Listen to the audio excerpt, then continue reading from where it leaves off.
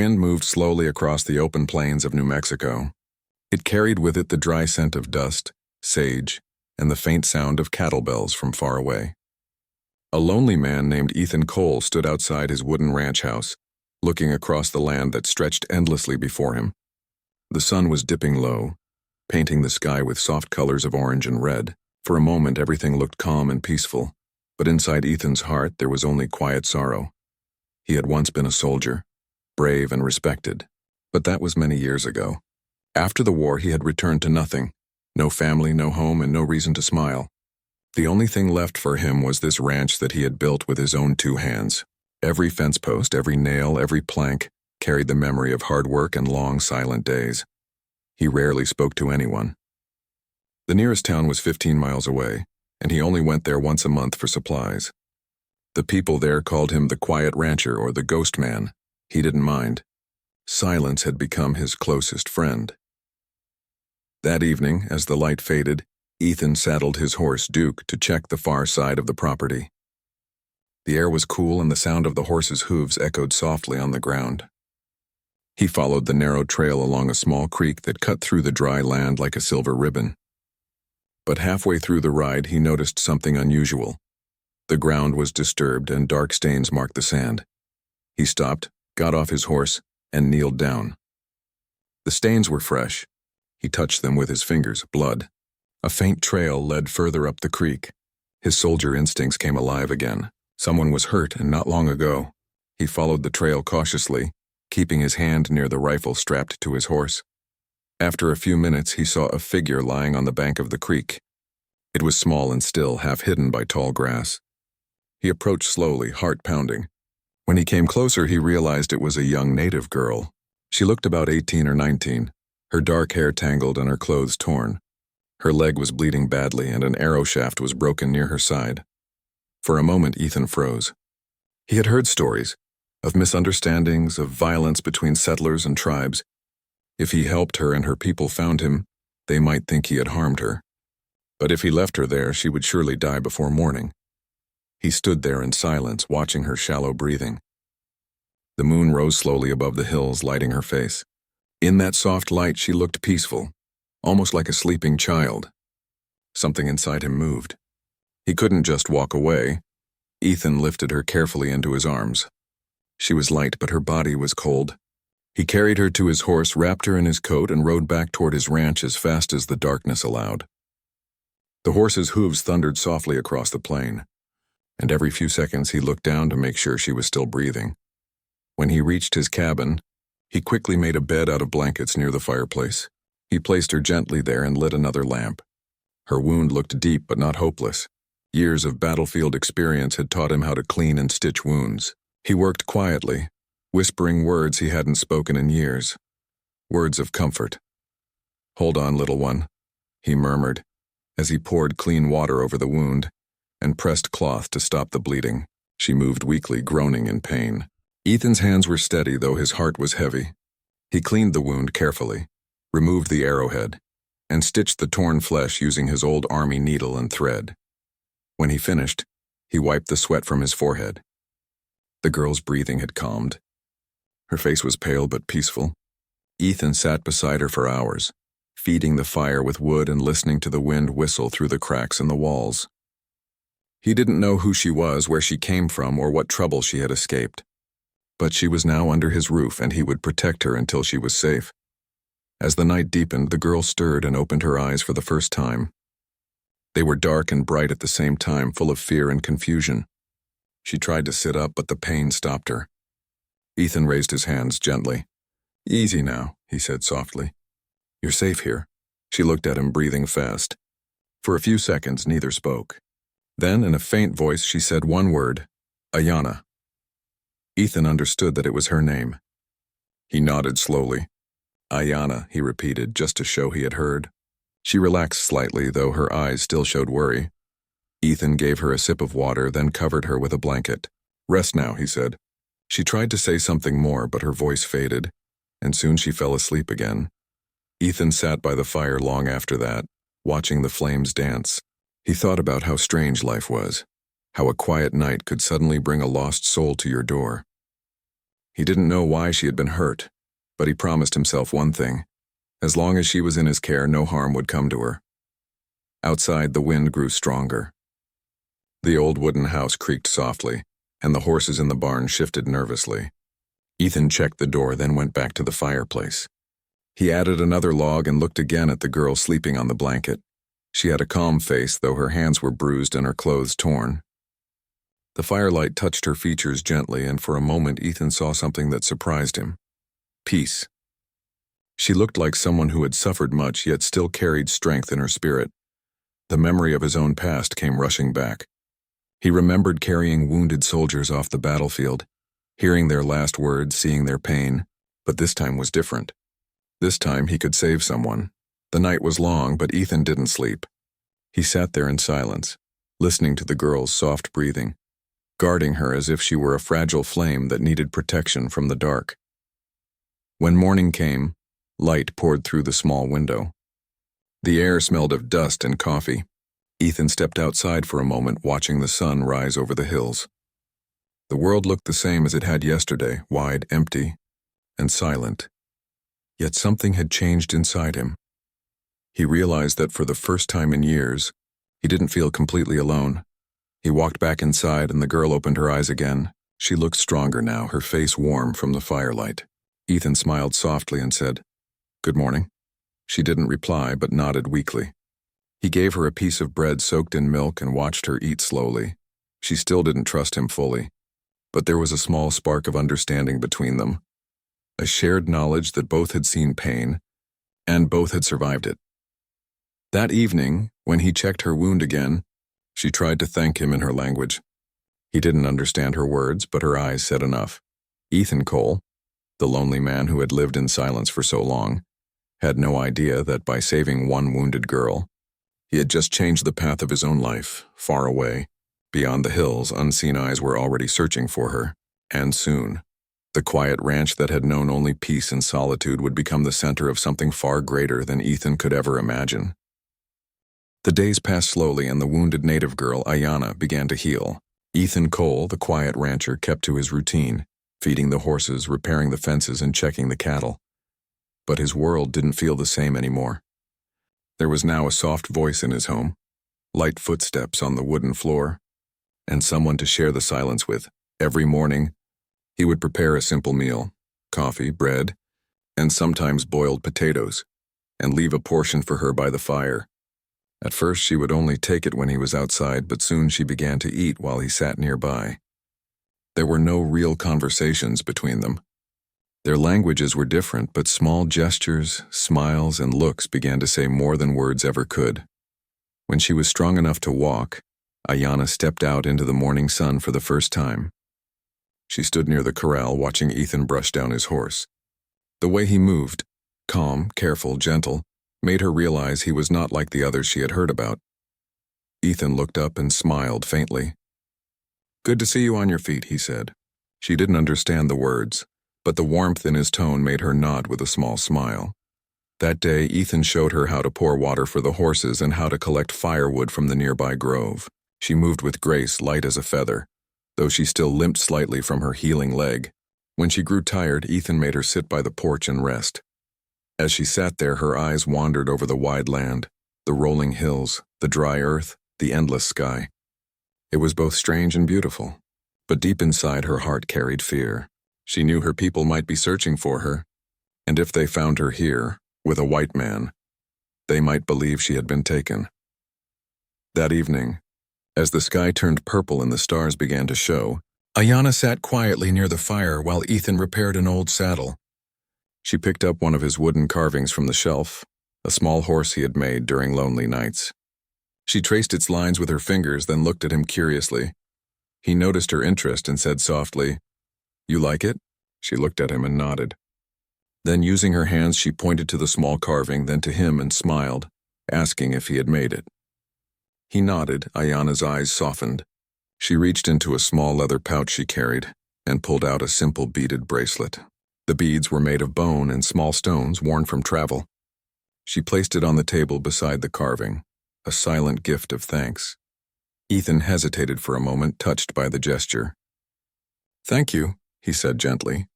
She didn't understand the word, but she understood the feeling behind it. For the first time in many years, Ethan felt something he hadn't felt since his wife and child had passed, a quiet sense of connection.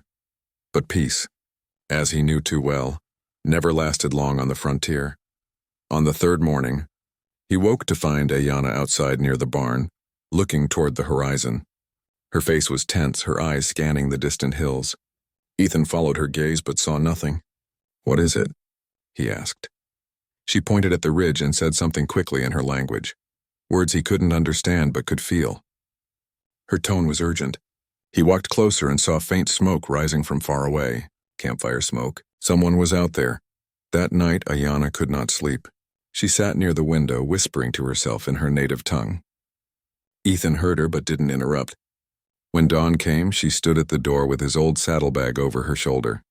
Ethan frowned. "Where are you going?"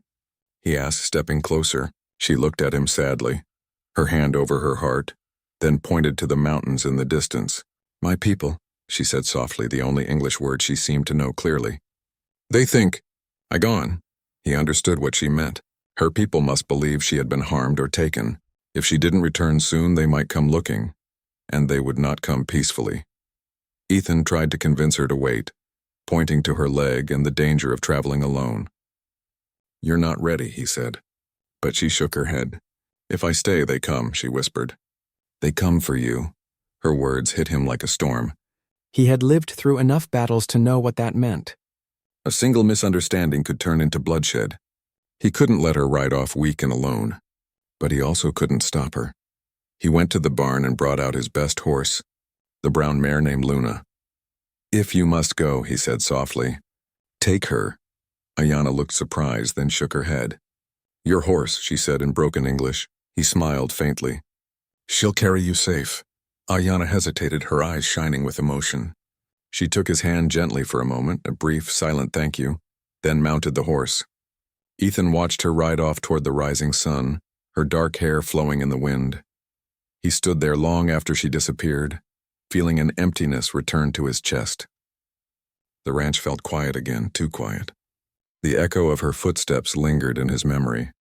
For 2 days, Ethan went back to his lonely routine. But something was wrong. The land felt uneasy. His dogs barked at night and the cattle seemed restless. On the second evening, he found an arrow stuck in the wooden fence near the barn. He pulled it out slowly, his eyes narrowing. It was not a raider's arrow. It was tribal, hand-carved and painted with red and black markings. A warning. He looked toward the distant hills where Ayanna had gone. He knew now that she must have told the truth. Her people were nearby and they believed he had taken her. That night, Ethan stayed awake. He cleaned his old rifle but placed it back on the table. He didn't want to fight. He wanted peace, but peace was never easy when fear ruled the land. The wind carried strange sounds, distant drums, maybe thunder, maybe something else. He stood at the porch looking into the darkness, wondering if she had reached them safely. By the third night, the signs became clearer. He found more footprints near the creek and a broken feather lying in the dust. Another warning.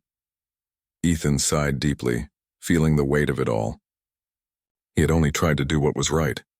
He had saved a life. But now that same act of kindness might cost him everything he owned, maybe even his own life. He walked back inside, lit a lamp, and sat down at the table. On the shelf above the fireplace, Ayanna's beaded bracelet still rested beside his small wooden horse. He picked it up gently and stared at it. "Wherever you are," he whispered, "I hope you're safe." As he placed it back on the shelf, the sound of distant hooves echoed faintly in the night air. His heart tightened. He stepped outside once more, staring toward the horizon where the moonlight glowed faintly on the ridge. And then he saw them, dark figures moving between the trees. He counted at least 10, maybe more. They were watching his ranch from the shadows. Ethan knew at that moment his quiet world was about to change again. The peace he had found with Ayanna was slipping away, replaced by the rising storm that was now coming straight toward him. Inside, the fire flickered softly, lighting up the small cabin where kindness had once saved a life. But outside, the land was preparing for a confrontation that would test every ounce of courage the lonely rancher still had left in him. The night wind carried a whisper, the sound of destiny approaching. The morning after the sighting of those shadows, Ethan barely slept. He had sat near the window all night watching the ridges under the moonlight. He had seen movement again and again, faint glimmers of shapes, horses shifting, men whispering. They didn't attack, not yet, but they were there, waiting. When dawn came, the land looked calm, but Ethan knew better. Years of living on the frontier had sharpened his instincts. When the air grew too quiet, it meant something was about to happen. He poured himself a cup of black coffee and stood by the window. The steam rose slowly as he looked out across the open field. The fences stood strong, the cattle grazed far away, but the feeling of being watched lingered like a shadow behind his back. He went outside to check the horses. Duke and Luna were uneasy, their ears flicking and their eyes wide. They smelled the fear in the air before any man could. Ethan spoke softly to them, rubbing their necks to calm them down. "Easy, boy. Easy, girl. We'll be all right," he whispered. He took his rifle down from the wall, not to fight, but just in case. He checked the ammunition, then leaned it against the table. He had no wish to harm anyone, not after what he had seen in war. He only wanted to live quietly, to work his land and keep his peace. But that peace was breaking like thin ice. By midday, he saw new signs. The smoke columns had moved closer. He found another arrow in the dirt near the well, its tip buried deep, its shaft decorated with red feathers. It wasn't an attack, it was a message. He understood it clearly. They were watching him, surrounding him, waiting for the right moment. Ethan's heart grew heavy with worry. He thought about Ayanna, where she was, what she had told her people, and whether she was even safe herself. He hoped she had made it home. But if she had, then this must mean her people didn't believe her. That evening, the sky filled with orange light and the air turned cooler. Ethan worked quickly to prepare. He shut the barn doors, tied down the fences, and made sure his animals were safe. He stored extra water in barrels and filled his lanterns with oil. He wasn't sure what was coming, but he knew he had to be ready.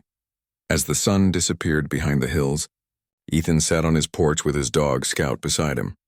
The night was calm again, almost too calm. The stars glittered above like small fires in a dark sea. Then he heard it, the faint beat of a drum. At first it was slow, distant, like thunder. Then it grew louder. Ethan froze. The sound rolled through the valley like a heartbeat, steady, strong, and coming closer. Scout began to growl softly, his ears pointed toward the sound. Ethan whispered, "Quiet, boy." But his own voice trembled slightly. Within minutes he saw them. Shadows moving on the ridgeline, torches glowing like fireflies in the dark. One torch became 2, then 5, then dozens. The flickering light revealed the outlines of horses and men, warriors circling the ranch. Ethan stood, his heart pounding. He counted at least 30 riders, maybe more. They surrounded the ranch silently, forming a wide circle. The drumming stopped. The night fell into deep silence, broken only by the crackle of the torches and the sound of distant horses snorting. Ethan took a deep breath. He walked back inside, took the rifle, and placed it near the door. Not to use it, but to remind himself he wasn't helpless. He closed the windows, leaving only one lantern burning low. He sat by the table, his eyes fixed on the door. Then, suddenly, there was movement. A soft knock at the back of the cabin. Ethan turned sharply. No one should have been there. He grabbed the rifle and walked slowly to the door. When he opened it, he saw a familiar face in the dim light, Ayanna. She was breathless, her hair tangled, her dress torn from travel. Her eyes were wide with fear. "Ethan," she gasped, her voice trembling. "You must go." "They think you hurt me. They come for revenge." Ethan's chest tightened. "I didn't hurt you." "They know that, don't they?" Ayanna shook her head. "They don't believe. They saw your horse tracks with mine. They think you took me." I tried to tell them. They don't listen. Ethan looked out the window. The torches were still there, glowing like a ring of fire around the ranch. "If I leave now, they'll follow. If I stay, they'll come." Ayanna grabbed his arm, her voice urgent. "Please hide." "I will speak to them. They will kill you if they think you lie." He looked at her with calm eyes. "I'm not hiding, Ayanna. I've done nothing wrong. I won't run from kindness." Tears filled her eyes. "You don't understand. They lost many in raids. They trust no one. They believe every stranger brings harm. Ethan placed a gentle hand on her shoulder. Then you must help them see the truth. For a long moment they stood in silence. The air outside buzzed with tension. The warriors were getting closer now, their torches moving toward the corral. Horses neighed nervously in the barn. The night air smelled of smoke and dust. Ethan led Ayanna to the cellar door hidden beneath the floorboards. "Stay here until I call for you," he said. She tried to protest, but he insisted. "You'll be safe here." He closed the door gently, covering it with a rug. Then he stepped outside. The sight before him was breathtaking and then terrifying. The whole valley shimmered with torchlight. Warriors on horseback surrounded the property, their faces painted in dark colors, their eyes glowing with suspicion. Ethan raised his hands slowly to show he carried no weapon. He stepped forward, his boots crunching softly on the dry ground. A figure rode forward from the line, tall, broad-shouldered, wearing a necklace of carved bones. His presence commanded silence. It was Chief Tenaya, Ayanna's father. His gaze was sharp, filled with anger and pain. Ethan bowed his head slightly. "I mean no harm," he said slowly, hoping his tone would carry more than his words. "She was hurt. I helped her. That's all." Chief Tenaya said something to his men in his language, and they fanned out, surrounding Ethan. One of them rode closer, raising a spear. Ethan stood still, not moving. He could feel their anger, their grief. It hung thick in the air. The chief dismounted and walked toward him, his eyes locked on Ethan's. The world went quiet. Just then, Ayanna's voice broke the silence. "Father!" The warriors turned in surprise as she ran out from the cabin, her voice desperate. She went straight to the chief, speaking rapidly in her language. Her words were filled with emotion, her hands trembling as she explained what had happened. Ethan didn't understand the words, but he could read her face, pleading, honest, and full of truth. She pointed to her leg, then to Ethan, showing how he had helped her. She lifted her voice, shouting one word again and again that made the warriors lower their spears. The chief listened quietly. His eyes moved from his daughter to the man who had risked his life for her. For a long moment no one spoke. Then, in a slow, deliberate motion, the chief pulled a knife from his belt. The men around Ethan tensed, expecting the worst. But instead of raising it, the chief turned the handle toward Ethan and held it out. Ethan understood the gesture, a test of trust.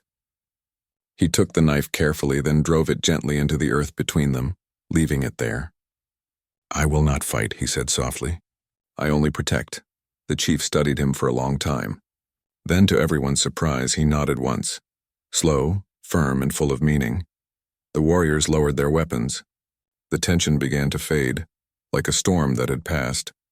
Ayanna let out a shaky breath and smiled with tears in her eyes. Ethan felt his heart finally relax for the first time in days. The chief said something to Ayanna, and she turned to Ethan. "My father says, 'You are brave,'" she translated softly. "He says a man who heals, not fights, is strong in spirit." Ethan bowed his head slightly. "Tell him I am honored." That night, as the warriors camped outside the ranch, peace finally returned to the quiet valley. The torches no longer burned with anger. They glowed softly in the wind, symbols of understanding instead of war. Inside the cabin, Ayanna looked at Ethan and said quietly, "I told you they would listen if you had courage." Ethan smiled faintly. "Sometimes courage isn't standing tall," he said. "Sometimes it's standing still." Outside, the stars filled the sky again, and for the first time in many days the land was silent, not with fear, but with calm. The night air was cold and still after the tense standoff. The sound of the drums had faded away, leaving only the crackle of campfires burning softly outside the ranch. Ethan stood by his porch, feeling the weight of everything that had just happened. The torchlight of the warriors flickered gently in the distance, glowing like stars scattered across the land. He could hardly believe it was over.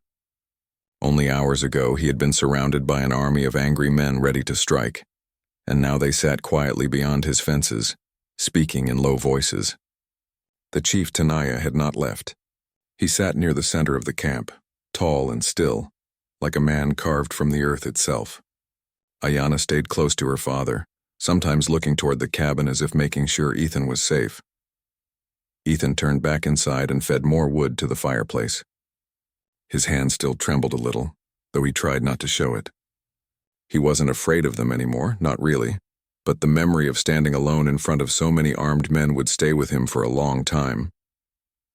Ayanna entered quietly, her bare feet making no sound on the wooden floor. She had washed her face and changed into a clean dress that Ethan had found for her. Her dark hair shone in the light of the fire, and her eyes, though tired, were peaceful now. "My father will speak with you," she said softly. Ethan nodded. Now she nodded again. "He wishes to see your heart," she explained, choosing her words carefully. "Not your hands, not your gun. Your heart." Ethan smiled faintly at that. "I'm not sure what he'll find there," he said quietly. "But I'll go." He stepped outside with her and walked toward the camp.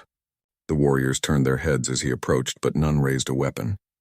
The chief sat cross-legged near the fire, his face calm but unreadable. He gestured for Ethan to sit across from him. For a while there was silence. The only sound was the crackle of burning wood and the soft howl of the wind moving through the trees. Ayanna sat beside her father, ready to translate. Chief Tanaya looked into the flames as he began to speak in his language.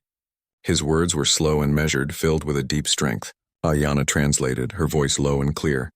"My father says, he has seen many men, some who bring harm, some who bring lies. But you did not run when death stood before you." Ethan nodded slightly, unsure what to say. "Running never solves anything," he replied quietly. The chief listened, his dark eyes steady. He spoke again. "He says you cared for his daughter when others would have left her. You gave her your fire, your water, and your time. He wishes to know why." Ethan thought for a moment. "Because it was the right thing to do," he said simply. "A person in pain deserves help no matter who they are." Ayanna repeated his words, and for a long while the chief said nothing. Then slowly he nodded. After that he reached into a small leather pouch and pulled out a carved token, a small circle of wood etched with tribal symbols. He placed it in the sand between them. Ayanna smiled softly. "This means peace," she explained. "It means your home will be safe under our watch." Ethan looked at the token, surprised.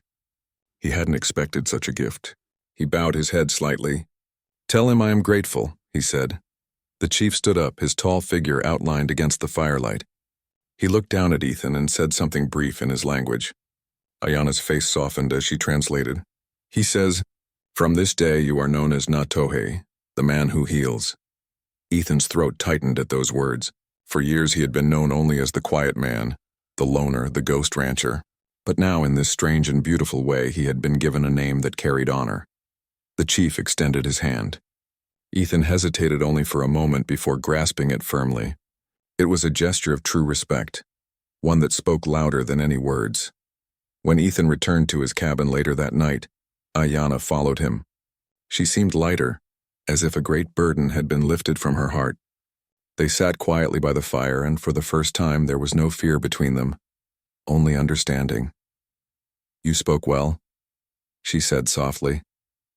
"My father sees your heart now." Ethan looked into the fire. "Maybe he saw something I didn't know was still there," he admitted. She smiled faintly. "You have kindness," she said. "Kindness is not weakness. It is strength." Ethan didn't reply, but her words stayed with him. The next morning the land looked different. The rising sun painted the sky in soft gold and pink, and a light mist covered the fields. The warriors were preparing to leave. They moved quietly, their horses' hooves making soft thuds in the dirt. The chief stood near the corral, speaking with Ayanna. Ethan stepped outside, holding a small bundle wrapped in cloth. Inside it were bandages, herbs, and a small carving of a horse he had made the night before. He walked toward Ayanna and held it out to her. "This is for you," he said gently, "for your people, in case they need it." She looked surprised, then touched the carving gently. "You made this?" she asked. He nodded. "Yes, I thought maybe it could remind you of peace." Ayanna's eyes shimmered with emotion. "I will keep it," she said softly. "It will remind me of your heart." The chief mounted his horse and looked down at Ethan. He raised his hand in farewell, not as a warning this time, but as a sign of respect. The other warriors followed. The sound of hooves filled the air as they rode away into the open land, the morning light reflecting off their feathers and beads. Ethan watched them disappear into the distance.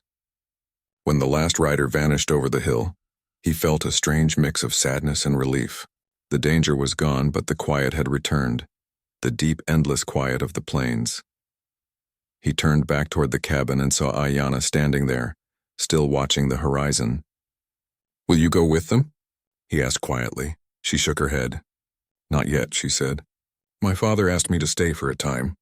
He says I should learn your way." "And teach you ours," Ethan smiled slightly. "Seems fair enough." The following days were peaceful.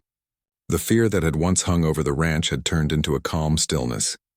Ayanna helped him in the garden, fed the horses, and even learned a few English words from him each day. In return, she taught him words in her language, simple ones like sun, water, and friend. Sometimes they would sit by the creek where Ethan had first found her. The water moved slowly, sparkling under the sun. Ayanna told him stories of her people, tales of the wind spirits, the stars, and the old trees that whispered to those who listened. Ethan would listen quietly, his heart softening with every story. One evening, as the sun dipped below the hills, Ayanna said something that made him pause. "My father says the world changes when two hearts understand each other. He says even enemies can become family." Ethan looked at her, the golden light reflecting in her eyes. "Maybe he's right," he said softly. That night, the ranch felt warmer than it had in years. The fire crackled, the stars shimmered outside, and for the first time since his family's passing, Ethan felt a sense of belonging again. It wasn't the life he had planned, but maybe it was the life he was meant to live. As he sat by the fire, he noticed the peace token still lying on the table. He picked it up and ran his fingers over the carved markings. They felt alive somehow, as if holding a promise, and a promise that kindness, even in the face of danger, could change everything. Outside, Ayanna stood quietly near the fence, watching the moon rise above the plains. The air was still, filled with the scent of grass and wildflowers. She whispered a few words in her native tongue, a prayer of thanks for the man who had once been a stranger, but had now become her friend. The lonely ranch that had once been silent now carried laughter, voices, and the soft rhythm of two people learning to trust again. The storm had passed, but what it left behind was something even stronger, a bond that neither time nor distance could break. The weeks that followed were calm and bright, like a long exhale after a storm. The land around Ethan's ranch turned green again with the coming of spring. Morning sunlight touched every hill and stream, and life slowly returned to its rhythm. Ayanna stayed, just as she had said she would. She learned quickly how to grind corn for bread, how to care for the cattle, and how to mend the fences that lined the edge of the property. Every morning, Ethan would find her already awake, humming softly to herself as she worked near the barn. At first, they spoke only in short words and gestures, but as days turned into weeks, they began to understand each other better. She learned his English slowly, and he picked up bits of her native tongue. Their conversations were often simple but filled with quiet warmth. One evening, as they sat by the fire, Ayanna showed Ethan how to weave grass into small patterns, shapes that meant friendship and home in her culture. Her hands moved carefully as she taught him. Ethan's big, rough fingers struggled at first, and she laughed softly, showing him again how to fold and twist the grass. When he finally managed to make a small square pattern, she smiled and said, "Now this place is not just your home. It is our home." Ethan looked at her, touched by the meaning behind her words. For a long time, his house had been nothing more than a shelter made of wood and nails. But now it felt like a living space, a place where laughter, hope, and trust had found a way to grow. The peace between them soon spread beyond the cabin walls. Occasionally, a few of Ayanna's people would visit, bringing gifts of dried meat, herbs, and painted stones. They came not as enemies, but as friends. The first time they came, Ethan stood nervously by the porch, unsure how to greet them. But one of the elders placed a hand on his shoulder and said in broken English, "You good man. We remember." Those words stayed with Ethan for days. It was strange how one kind act, one simple choice to help a stranger, could change the way two worlds saw each other. As the days passed, Ayanna often spoke about returning to her people. "My father says it will soon be time," she told Ethan one morning as they fed the horses. "They have moved closer to the river. He wants me to come back before the next full moon." Ethan nodded quietly. He knew the time would come, but the thought of her leaving filled him with a sadness he tried not to show. That evening, after she had gone to sleep, Ethan sat by the fire alone. The token of peace still rested on the shelf beside the beaded bracelet she had given him. He picked up both and held them in his rough hands. They felt warm, as if filled with life. He thought about how much had changed since that night when he first found her.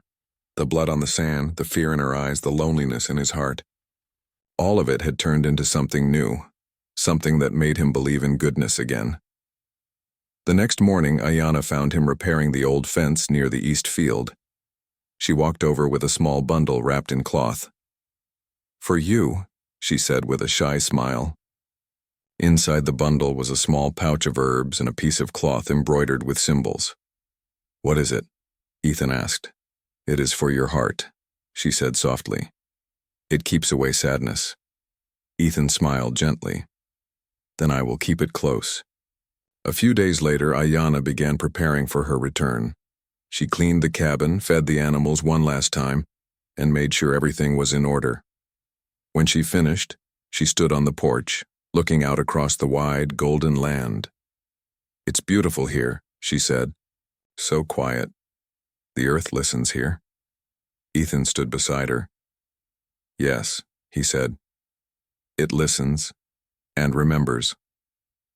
There was a long silence between them.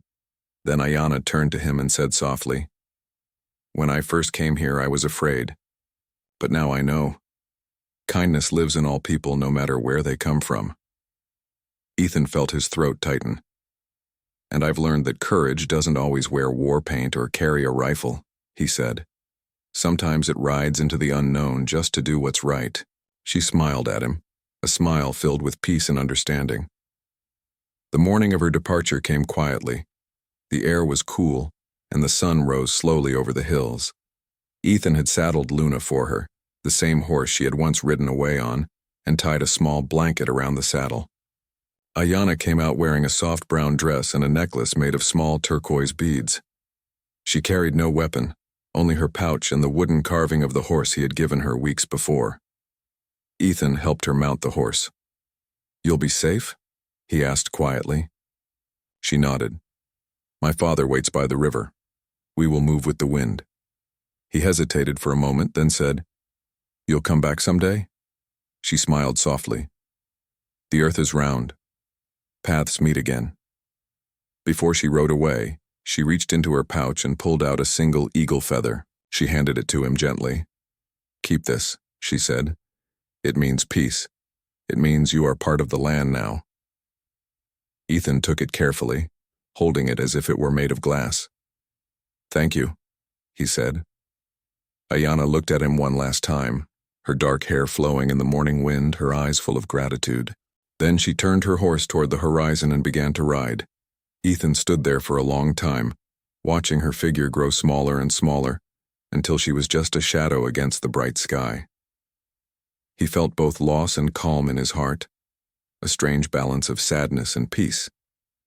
The ranch felt quiet again, but it was no longer the lonely silence he had once known.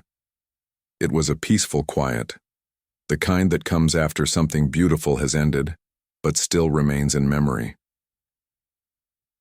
That evening, Ethan placed the eagle feather above the fireplace, beside the beaded bracelet and the peace token. Together they told a story of kindness, trust, and healing.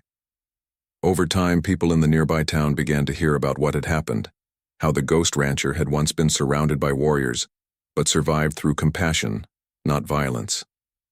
They said the tribe called him Natohe, the man who heals.